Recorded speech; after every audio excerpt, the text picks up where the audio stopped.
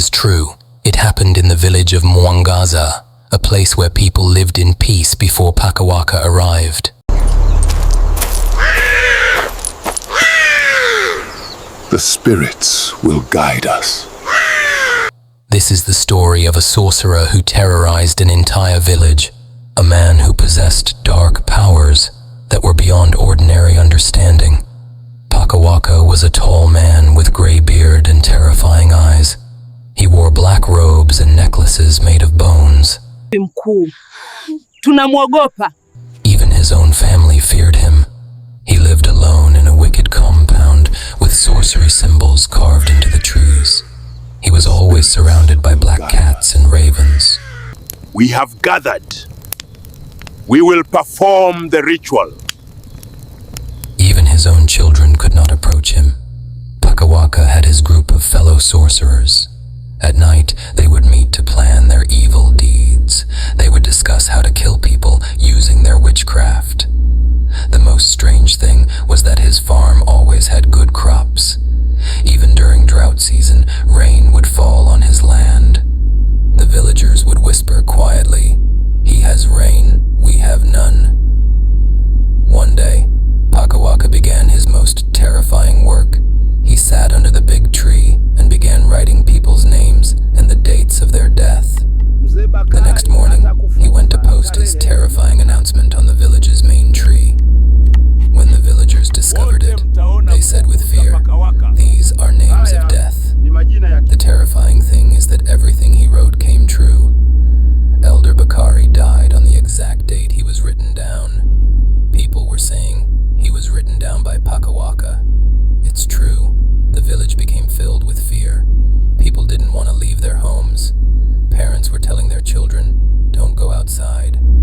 The market became empty. Mama Kessie also died on the exact date she was written down. The village elders said, "Pakawaka truly has powers of darkness." Everyone began to pray earnestly. The villagers grew tired of this situation. One night they met secretly and asked each other, "How do we live with this great sorcerer?" Mama Nima, a brave woman, said, "We cannot continue to live in this fear." They agreed to call an urgent meeting. The drummer called everyone, saying, "Everyone come to the meeting." The villagers gathered slowly, with worry. Elder Juma stood before the people and said, "Today we speak about Pakawaka and his terrifying witchcraft." The people agreed, "Yes, it's time to speak." But when they began to speak truthfully, something terrifying appeared.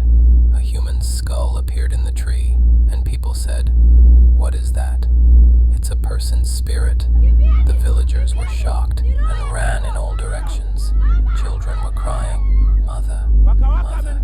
The dead person's spirit said, "Pakawaka sent me to you." The meeting area became empty.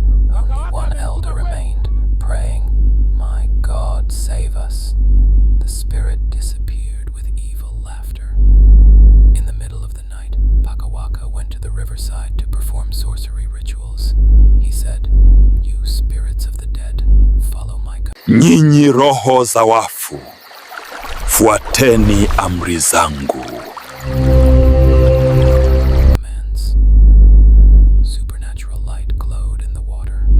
A young man, Juma, was hiding in the reeds, watching Pakawaka. He said, "My God, what am I seeing? Spirits of the dead are walking in the water." The next day, Juma told the villagers, "I saw Pakawaka leading spirits of the dead in the middle of the night." People said, "Now we know he is truly a sorcerer." But God had a plan. Pakawaka's son discovered his father's evil deeds. When he found human bones and death lists, he said, "Father, what is this? Are these people's bones?" He realized, "My father is a great sorcerer." This young man prayed to God for help. "My God, what should I do? My father kills people." He decided, "I must confront him, even if he is my father." One day, the son confronted his father. "Father, you have been killing innocent people. Stop this witchcraft."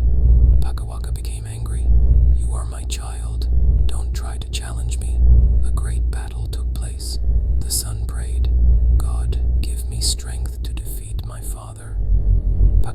powers began to fade. Finally, Pakawaka was defeated and died. He said, "I am finished." The village rejoiced. "We have won. Pakawaka is finished." His son promised, "I will not accept witchcraft. I will protect the village." This is how the village of Mwangaza was saved from the hands of Pakawaka, the sorcerer. Children returned to play outside, saying, "Now we feel safe." This story teaches us that evil does not last forever. Whenever there are people with good intentions, evil will be defeated. Pakawaka's son showed that even if your parent is evil, you can choose the good path. Since that day, the village of Mwangaza has had peace. People say, "God protects us, and we will also protect ourselves." This is the end of the story of Pakawaka the Great Sorcerer. Story come. And the story ends here. Subscribe, share my channel, and thanks for watching.